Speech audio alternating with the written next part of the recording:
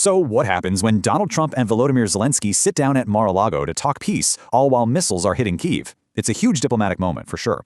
So let's break down exactly what they talked about, what they might have agreed on, and the really big hurdles still in the way. Okay, so let's just dive right into it. Right out of the gate, the feeling coming out of this meeting was super optimistic. This quote from Donald Trump really set the tone, you know? It makes it sound like a breakthrough could be just around the corner. But the real question is, how close are they really? You've got to remember the context for this meeting because it's absolutely critical. I mean, this didn't happen in a bubble. It was all going down as Russia was ramping up its missile and drone strikes all across Ukraine. A pretty stark reminder of what's happening on the ground. And get this for timing. Just a few hours before he sat down with Zelenskyy, Trump had this long phone call with Vladimir Putin. Trump called it excellent, and the Kremlin described it as friendly, benevolent, and businesslike. So, yeah, that call adds a whole other layer of complexity to everything. So what were they actually talking about in that room? Well, the main thing was this revised 20-point peace plan. It's something both the US and Ukrainian teams have been hammering out for weeks. So this wasn't just some casual chat. They were working from a pretty detailed document. And here's where you can see a little bit of a difference in how they're framing it. Both guys were projecting a lot of confidence, but their words weren't exactly the same. Zelenskyy, he put a number on it, said the plan was 90% agreed. Trump, though, he kind of stayed away from percentages, just saying it was nearly complete. It's a subtle difference, but it's a telling one. But here's where they did find some really solid common ground. Both of them agree that these security guarantees are the absolute foundation for any kind of lasting peace deal.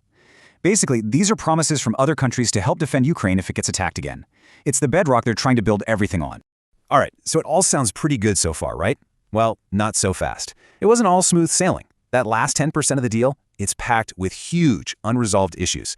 I'm talking about the kind of sticking points that could make or break this entire thing. Then here they are, the three biggies. First, what happens to the territory, especially the Donbas region? Second, the nitty-gritty details of those security guarantees. And third, the future of the Zaporizhzhia nuclear plant, which is Europe's biggest and is currently under Russian control. Let's start with that first hurdle, territory. This is where they're really far apart. Zelenskyy was pretty direct, saying Ukraine's position is very clear. But Trump brought up a more, let's say, pragmatic point. He suggested it might be better to cut a deal now, since, in his words, some of that land has been taken. That is a tough issue to solve. Okay, hurdle number 2, the security guarantees.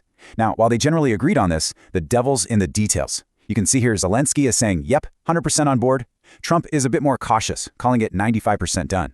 He's also really stressing that European allies need to step up and carry a lot of that weight. And that brings us to the third big problem, the Zaporizhzhia nuclear plant. The solution that's been put on the table is, well, it's pretty unique. It's kind of like a joint business venture where the US, Russia, and Ukraine would all run the plant together and split the profits. It's definitely an out-of-the-box approach for a super dangerous situation. But, and this is a huge but, there's a major catch. That proposal might sound collaborative, but President Zelenskyy is completely against any deal that gives Russia a commercial stake in the plant. So that makes this a potential deal breaker, right there. So with all these massive issues still up in the air, where do they possibly go from here? Well, the meeting wasn't just about pointing out the problems. They also tried to map out a path forward.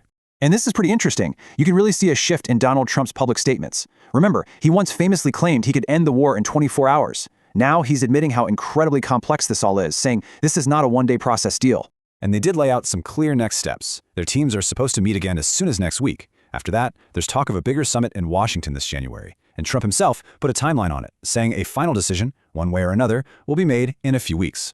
And you've got to remember, this isn't just about the US and Ukraine. Right after their one-on-one meeting, Trump and Zelenskyy jumped on a joint call with a whole bunch of European leaders. We're talking the UK, France, Germany, Poland, Finland, and the head of the European Commission. It just shows you how high the international stakes are. So after hours of intense talks, with all those huge hurdles still in the way, President Zelensky's message at the end of the day was really simple and direct. It's a clear signal of where he stands, even with such a difficult road ahead. Which, leaves us with this one massive question to chew on. There's clearly some momentum on the diplomatic side, but the war is still going. Can these high-level talks really push past these deep-seated problems of territory and security while fighting is still happening? I'm really curious to hear what you all think. Drop your thoughts in the comments below. And hey, if you found this breakdown useful, a like and a follow would be amazing. Thanks for tuning in.